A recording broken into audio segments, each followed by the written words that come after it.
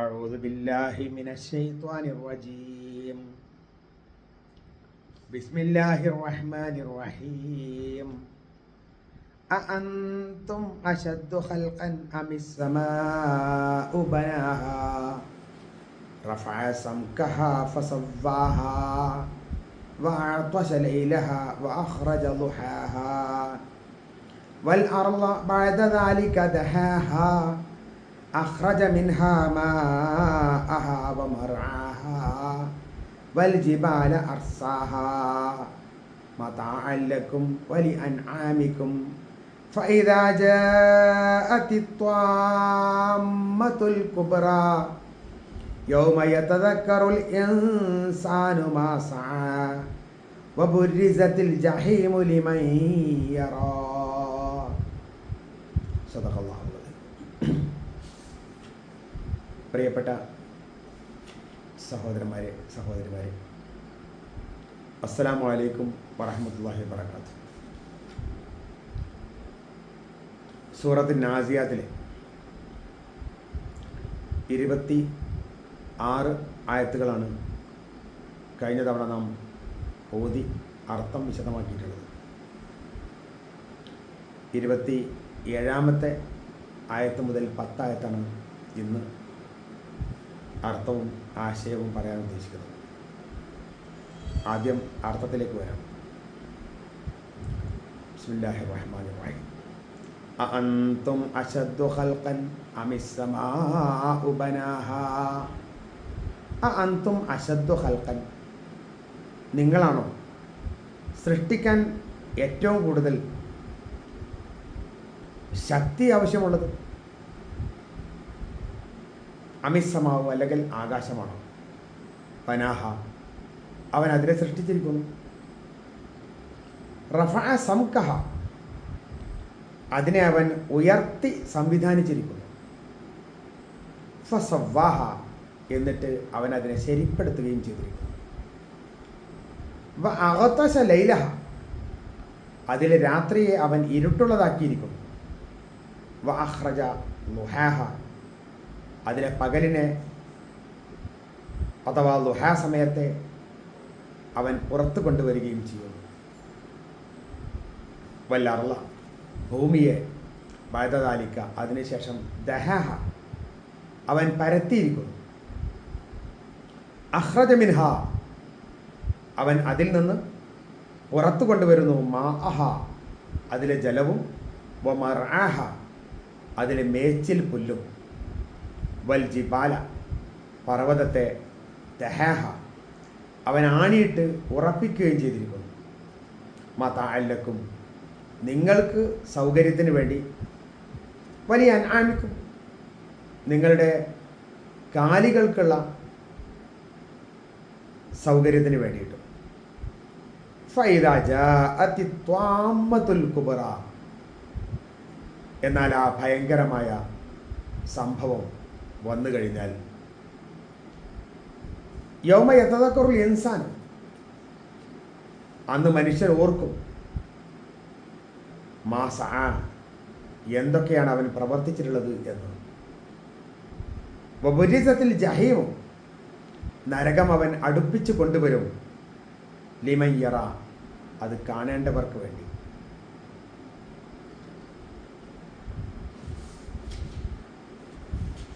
കഴിഞ്ഞ ആയത്തുകളിൽ അല്ലാഹു സുബ്ഹാനഹു വ തആല മൂസാ അലൈഹി ഇസ്ലാമിൻ്റെ അടുക്കലേക്ക്, മൂസാ അലൈഹി ഇസ്ലാമിനെ ഫിർഔൻ്റെ അടുക്കലേക്ക് പറഞ്ഞയച്ചതും, അങ്ങനെ ഫിർഔനെ അള്ളാഹു ശിക്ഷിച്ചതും, ഇതിനേക്കാൾ വലുതൊന്നുമല്ലല്ലോ നിങ്ങളുടെ കാര്യം എന്ന സൂചന നൽകിയതുമൊക്കെ നാം മനസ്സിലാക്കി. എന്നിട്ട് അള്ളാഹു പറയാണ്, അൻതും അശദ്ദു ഖൽഖൻ അമിസ്സമാഉ ബനാഹ, നിങ്ങളെ സൃഷ്ടിക്കാനാണോ അല്ലെങ്കിൽ ആകാശത്തെ സൃഷ്ടിക്കാനാണോ അള്ളാഹുവിന് കൂടുതൽ പണിയെടുക്കേണ്ടത്?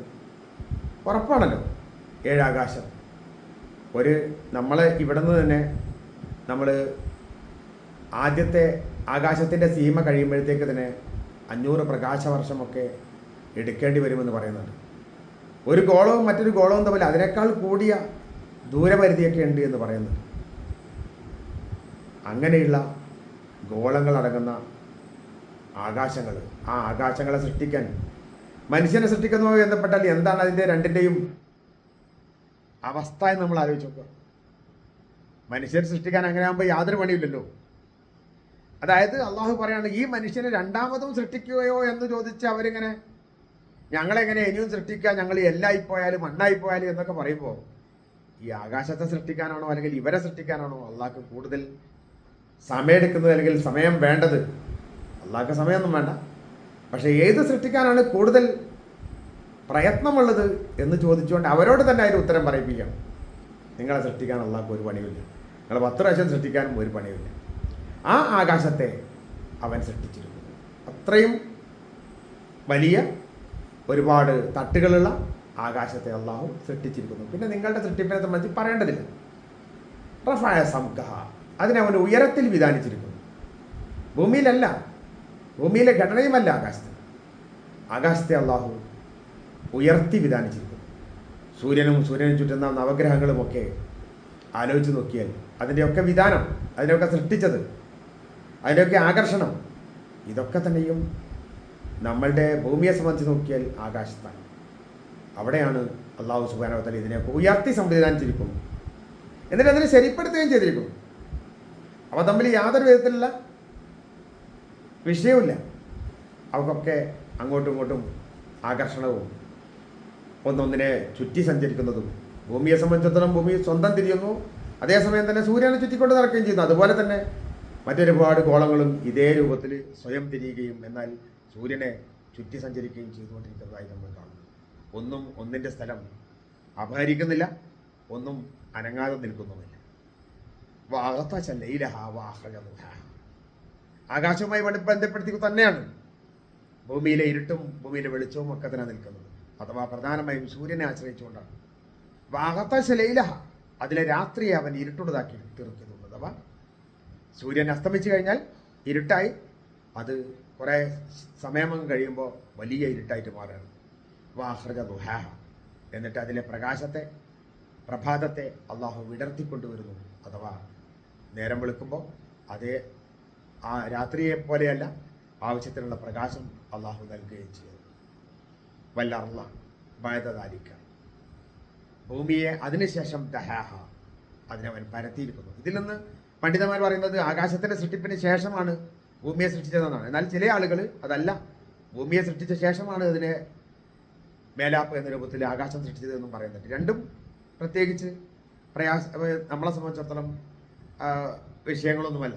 ആകാശമാണ് ആദ്യം സൃഷ്ടിച്ചത്, ഭൂമി പിന്നീട് സൃഷ്ടിച്ചാണെങ്കിലും ആകാശത്തിൻ്റെ നിലനിൽപ്പ് ഭൂമിയെ സംബന്ധിച്ചിടത്തോളം അനിവാര്യമാണ്. പ്രത്യേകിച്ച് സൂര്യനെ പോലുള്ള ഗ്രഹങ്ങൾ, ആ ഗ്രഹങ്ങളെ ആശ്രയിച്ചുകൊണ്ടാണ് ഭൂമിയിലെ വെളിച്ചവും അതുപോലെ തന്നെ ഇരുട്ടുമൊക്കെ നിലനിൽക്കുന്നത്. മാത്രമല്ല വല്ല അർള ബഅദദാലിക ദഹാഹ, ഭൂമിയെ അള്ളാഹു അതിനുശേഷം പരത്തിയിരിക്കുന്നു.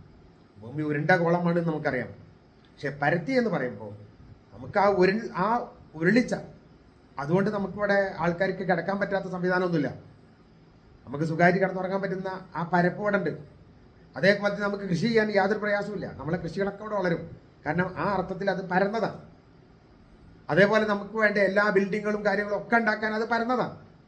പക്ഷേ ഭൂമി എന്ന ഗോളം അത് ഉരുണ്ടതാണ് എന്ന് മാത്രമേ ഉള്ളൂ. വല്ലാർന്ന പരന്നതാലിക്കത്തെ അതിനെ മനുഷ്യൻ്റെ ആവശ്യപ്രകാരം, ആവശ്യത്തിന് വേണ്ടിയിട്ട് അള്ളാഹു പരത്തി സൃഷ്ടിച്ചിരിക്കുന്നു. അതിൽ നിന്ന്, അഥവാ ആകാശത്ത് നിന്ന് അള്ളാഹു സുബ്ഹാനഹു വ തആല വെള്ളം ഇറക്കി തന്നു. നമുക്ക് ആവശ്യത്തിനുള്ള വെള്ളം മഴമേഘങ്ങളിലൂടെ മഴ പെയ്യിപ്പിച്ച് അള്ളാഹു നമുക്ക് ആവശ്യമുള്ള വെള്ളം നൽകുന്നു. അതോടൊപ്പം തന്നെ മർആഹ, മേച്ചിൽ പുല്ലും. നമ്മളെ കാര്യം മാത്രമല്ല, നമ്മളുടെ ഒരുപാട് കാലികൾക്ക് മേഞ്ഞു തിന്നാൻ വേണ്ടിയിട്ടുള്ള പുല്ലും അള്ളാഹു സുബ്ഹാനഹു വ തആല ഈ മഴയിലൂടെ തന്നെ സൃഷ്ടിച്ച് സംവിധാനിച്ചു കൊടുക്കുന്നു. വൽജിബാല, പർവ്വതങ്ങൾ അള്ളാഹു സുബ്ഹാനഹു വ തആല അർസാഹ, ആണിയിട്ട് ഉറപ്പിച്ചിരിക്കുന്നു. പർവ്വതങ്ങൾ അങ്ങനെ നിൽക്കുന്നത് കൊണ്ടാണ് ഭൂമി മേലോട്ട് പൊങ്ങിപ്പോകാത്തതും ചെരിഞ്ഞു പോകാത്തതും ഒക്കെ തന്നെ. ഒരു ആണിയുടെ ഉപയോഗം എന്താണോ ആ രൂപത്തിൽ പർവ്വതത്തെ അള്ളാഹു സംവിധാനിച്ചിരിക്കുന്നു. മതാലക്കും വലിയ ആണിക്കും. ഈ മേച്ചിൽ പുല്ല് ഇറക്കിയിട്ടുള്ളത് അത് കാലികൾക്ക് വേണ്ടിയിട്ടുള്ളതാണ്. അതേസമയം വെള്ളം നിങ്ങളുടെ ആവശ്യത്തിനും കൂടി വേണ്ടിയിട്ടുള്ളതാണ്. ഈ ഭൂമിയെ ഈ രൂപത്തിൽ സൃഷ്ടിച്ചത് നിങ്ങൾക്ക് വേണ്ടിയിട്ടും നിങ്ങളുടെ കാലികൾക്ക് വേണ്ടിയിട്ടുമാണ്. മതാലക്കും വലിയ ആമിക്കും, നിങ്ങൾക്കും നിങ്ങളുടെ കാലികൾക്കുമുള്ള സൗകര്യത്തിന് വേണ്ടിയിട്ടാണ് ഇങ്ങനെയൊക്കെ അള്ളാഹു ഉണ്ടാക്കി സംവിധാനിച്ചിരിക്കുന്നത് എന്നർത്ഥം. എന്നിട്ട് അള്ളാഹു നേരത്തെ പറഞ്ഞതിലേക്ക് തന്നെ തിരിച്ചു പോവാണ്.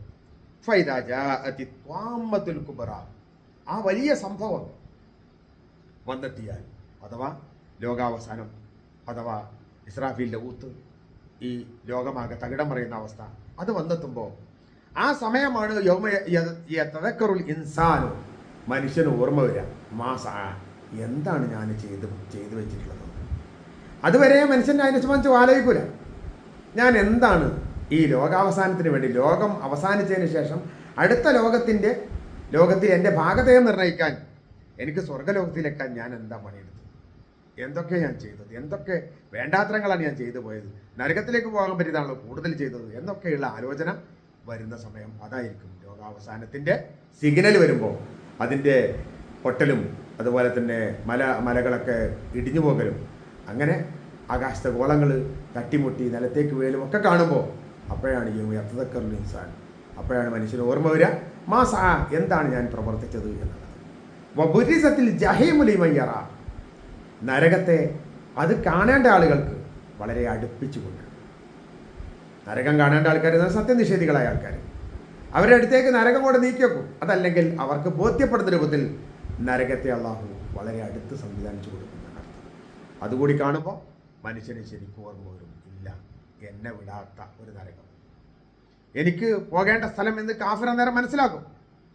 ആ നരകം അവന് വിട്ടു പോവുകയില്ല എന്ന് ബോധ്യപ്പെടുകയും ചെയ്യും. പക്ഷേ അതിനുശേഷം കർമ്മങ്ങളില്ല, പിന്നെ അനുഷ്ഠിക്കാനൊന്നുമില്ല. അവൻ്റെ ഭാഗതയും അതോടുകൂടി നിർണ്ണയിക്കപ്പെടുകയാണ്. ആ നരകത്തെയാണ് നമ്മൾ ഭയപ്പെടേണ്ടത്. ആ നരകം ഇല്ലാത്ത അവസ്ഥ, അഥവാ സ്വർഗത്തിലേക്ക് പോകാനുള്ള അവസ്ഥ, അതാണ് നമ്മൾ ആഗ്രഹിക്കേണ്ടത്. റബ്ബ് സുബ്ഹാനഹു വ തആല നമ്മളുടെ എല്ലാ നല്ല ഉദ്ദേശങ്ങളും പൂർത്തിയാക്കി തരികയും നരകശിക്ഷയിൽ നിന്ന് രക്ഷപ്പെടുത്തി സ്വർഗ്ഗലോകം കരസ്ഥമാക്കുന്ന സാലിഹീങ്ങളായ ആളുകളുടെ കൂട്ടത്തിൽ നമ്മളിൽ നിന്ന് മരിച്ചുപോയ എല്ലാവരെയും ഉൾപ്പെടുത്തി അല്ലാഹു അനുഗ്രഹിക്കട്ടെ. വാഹൃദാവാന അൽഹംദുലില്ലാഹി റബ്ബിൽ ആലമീൻ. അസ്സലാമു അലൈക്കും വറഹ്മത്തുള്ളാഹി വബറകാതുഹു.